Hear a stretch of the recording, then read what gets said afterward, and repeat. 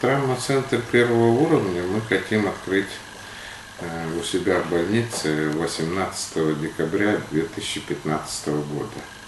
К этому я как руководитель могу сказать, что все готово. Мы вошли в федеральную программу по безопасности дорожного движения. Это было 2 года тому назад. А вообще это федеральная программа с финансированием для приобретения медицинского оборудования, для обучения кадров по травматологии, анестезиологии, реанимации, по хирургии. Она существует в Российской Федерации, начиная с 2009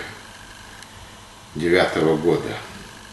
И вот 2 года тому назад наше Министерство здравоохранения совместно с нами добились, чтобы нас все-таки приняли в эту программу, и мы успели как один из дальних регионов Российской Федерации, хотя очень много было споров, что мы не соответствуем по количеству травмированных и смертей при дорожно-транспортных происшествиях, как большие регионы в Российской Федерации. Там у них, конечно, очень много количества ДТП, очень много пострадавших и очень много смертей при этом наблюдается. Травмоцентры первого уровня — это все-таки сделать доступным, своевременным оказание высокоспециализированной медицинской помощи нашим пострадавшим. Мы травмоцентр еще приурочили не только для дорожно-транспортных происшествий, да, а для всех травм, которые существуют в нашей республике Саха-Якутия. Это травмы в основном от,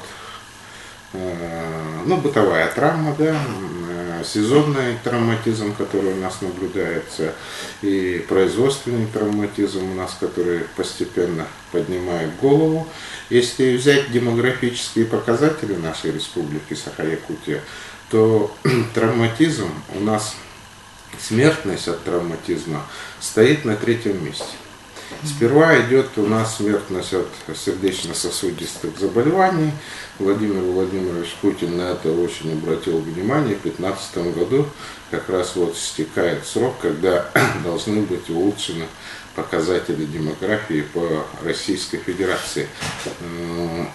Отвлекаясь, я могу сказать, что у нас показатели по смертности от инфаркта миокарда и от инсультов лучше, чем во всем Дальнем Востоке. Мы находимся в лучшем отношении, у нас мало смертей, и мы уже способны оказывать высокоспециализированную медицинскую помощь. Это связано с открытием регионального сосудистого центра? Да, это очень связано, потому что в 2010 году, когда мы в 2008 году настаивали, в 2010 вошли в эту программу, никто так сильно не верил, честно говоря, что мы осилим эту проблему. Смертность от инфаркта миокарда даже в городе Якутске была очень высокая. И открывая травмоцентр первого уровня, мы тоже надеемся, что смертность от травматизма постепенно будет снижаться.